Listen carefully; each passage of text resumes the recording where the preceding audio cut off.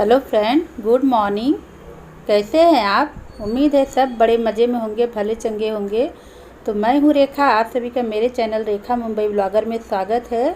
तो दोस्तों, ये है छठ पूजा का दूसरा ब्लॉग पार्ट 2, जो सुबह का अर्घ दिया जाता है सूर्य भगवान जब निकलते हैं। तो सुबह के 4 बज रहे हैं दोस्तों। तो मैं तो 4 बजे नहा धो के आई हूँ, बाकी सब 3 बजे का ही आ गए हैं घाट पे।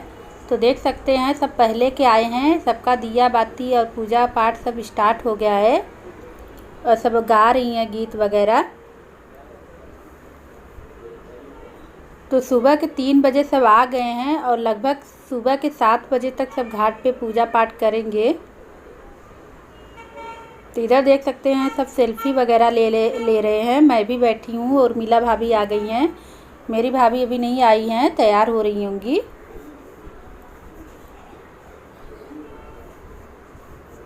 तो इसी तरह सब इस साल पूजा कर रहे हैं दोस्तों। तो बहुत सारे लोग हैं यहाँ तो सब आस पड़ोस के लोग ही हैं, जो लोग यहाँ रहते हैं, बाहर की कोई नहीं है दोस्तों। बाकी सब दूसरे जगह अपना इसी तरह जुगाड़ लगा के पूजा कर रहे हैं, क्योंकि इस साल जुहू अक्सा बीच वगैरह जो बहुत भीड़ लगती थी, बहुत लोग वहाँ जाते थे पूजा करने के लिए। जब वहाँ जुहू जाते थे, अक्सा बीच जाते थे, तो वहाँ तो उन्हें रात भर रुकना पड़ता था पूजा करने के लिए, क्योंकि इतना दूर से आना रात को, फिर इतना भोरे में 4 बजे जाना नहीं हो पाता था। और यहाँ तो सब चले जाते हैं, सुबह फिर उठ के आ जाते हैं तैयार होके। तो इसी तरह दोस्तों धीरे धीरे करके सब भाभियाँ आ जाती हैं। तो ये देखो, ये नंदा दीदी हैं और उर्मिला भाभी और आशा भाभी और ये विनीता भाभी सब लोग बैठे हैं। बाकी सब अभी आएंगे एक एक करके। तो इसी तरफ देख सकते हैं नीचे भी सब आके चटाई बिछाया गया है, सब आके बैठ रहे हैं एक एक करके, क्योंकि जिस तरह आप सबकी आँख खुल रही है उसी तरह सब नहा धो के तैयार होके आ जा रहे हैं। बाकी जो लोग व्रत थे उन लोग तो 3 बजे ही आ गए थे। मैं तो सबसे पहले आई थी, क्योंकि मुझे थोड़ा सा वीडियो लेना था आप लोग के लिए दिखाने के लिए। तो मैंने विनीता भाभी को बोल के रखा था, भाभी मुझे उठा देना। तो जब घाट पे आई तो मेरा दरवाज़ा खटखटा दी थी, तो भाभी उठा दी थी मुझे कि आप नहा धो के रेडी होके जाओ, मैं आती हूँ बाद में। तो देख सकते हैं कितना फल फ्रूट और दिया हुआ से कितना अच्छे से सजाया गया है दोस्तों। जब तक हम लोग यहाँ बैठे थे बहुत अच्छा लग रहा था, टाइम का पता ही नहीं चल रहा था।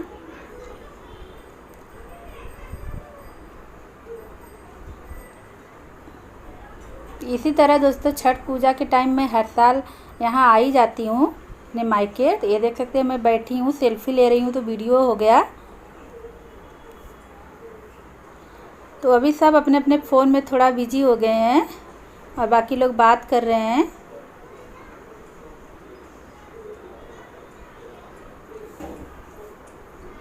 तो दोस्तों जहाँ ऐसे ही सब आके मतलब अगर पूजा करते हैं अपने आस पड़ोस के लोग, अपने घर के लोग इकट्ठा होके, तो बहुत अच्छा लगता है। तो ये देख सकते हैं सुबह के 6 बज गए हैं, तो सब आ गए हैं पानी में। देख सकते हैं जहाँ जुगाड़ लगाया गया है घाट पे, मतलब घाट बनाया गया है, वहाँ खड़े हो गए हैं सब लोग अर्घ के लिए। तो अर्घ देने से पहले, सूर्य भगवान निकलने से पहले सब पानी में आके इस तरह खड़े हो जाते हैं सूप लेके। सूप में देख सकते हैं वो फ्रूट्स वगैरह और अगरबत्ती धूप जलाए हुए हैं। और ये जो सिंदूर है नाक से माथे तक लगाया जाता है, ये सुबह ही सब लगाते हैं दोस्तों, शाम को नहीं लगाया जाता है। तो देख सकते हैं सबके माथे में सिंदूर है, सब इसी तरह खड़े हैं। तो इसके बाद अर्घ दिलवाने के लिए आएगा आदि, जो विनीता भाभी का लड़का है छोटा वाला, वो तैयार होके आएगा, क्योंकि पंडित तो वही है, अकेला तो वही सबका अर्घ दिलाता है। बाकी सब अलग अलग कास्ट के हैं। तो सबको पता है ये जो पूजा है तो बिहार का प्रसिद्ध है, बिहार में सबसे ज़्यादा मनाया जाता है, हमारे यूपी में नहीं मनाया जाता है। ये देखो आदि आ गया है, लोटा में दूध लिया है और पानी।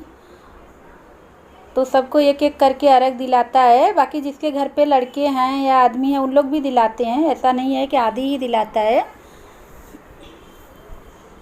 तो जिसका जिसका हो जाता है वो पानी से निकल जाता है, बाकी लोग एक एक करके इसी तरह आ जाते हैं पानी में खड़े होने अर्घ के लिए।